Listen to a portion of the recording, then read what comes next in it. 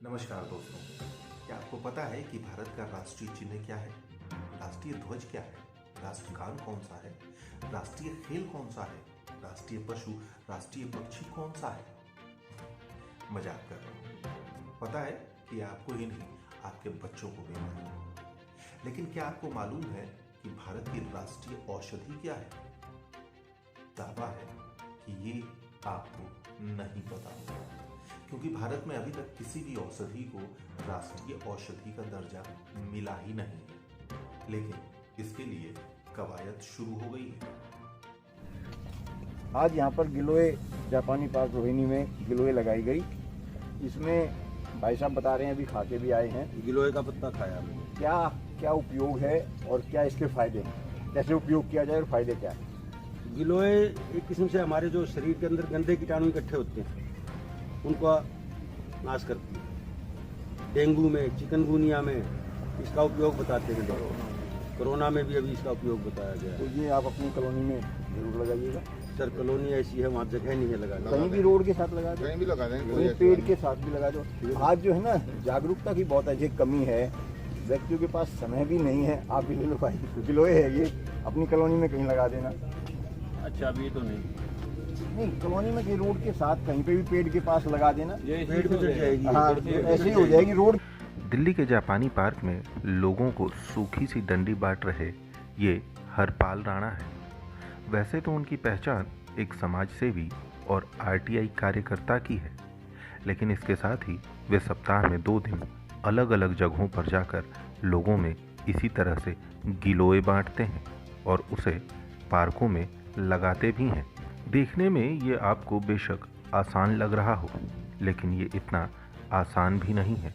इसके लिए हरपाल राणा पहले गिलोय को छोटे छोटे टुकड़ों में कटवाते हैं और उसके बाद थैले में भरकर पहुंच जाते हैं लोगों के बीच।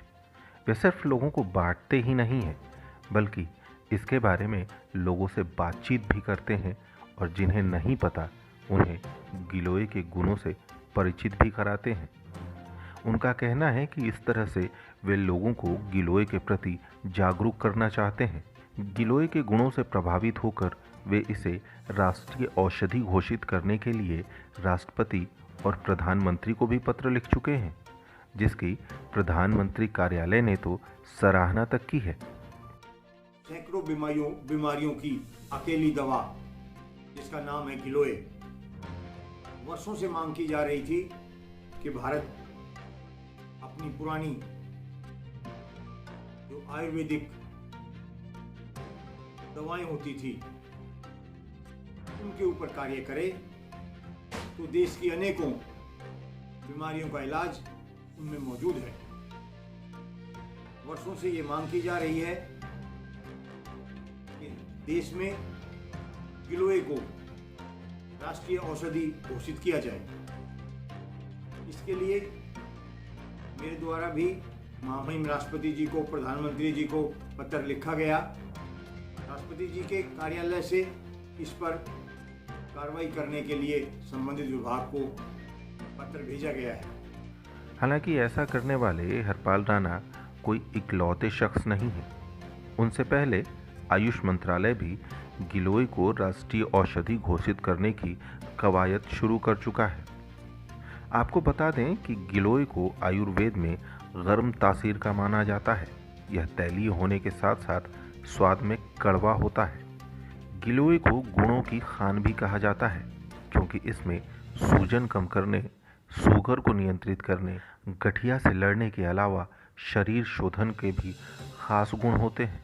आयुर्वेद के हिसाब से गिलोय ताजगी लाने वाले तत्व के रूप में जाना जाता है।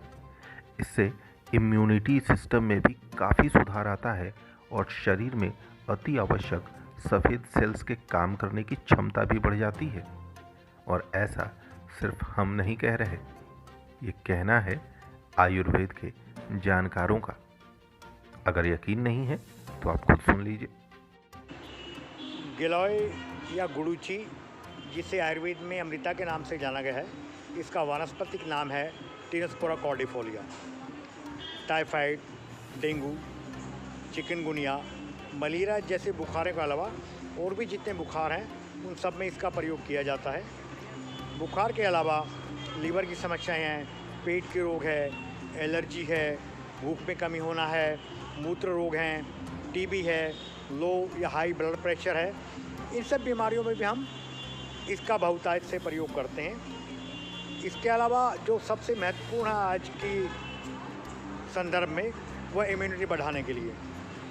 कोरोना के मामले पूरे देश में बढ़ रहे हैं और इम्यूनिटी को बढ़ाने के लिए हम अन्य दवाओं के साथ इसका भी प्रयोग करते हैं। इसके तने का जूस 20 ml हम रोज़ ले सकते हैं और इस तरीके से ये हमारी इम्यूनिटी को तो बढ़ाती है, साथ में और भी बहुत सारे रोगों से हमारी रक्षा करती है।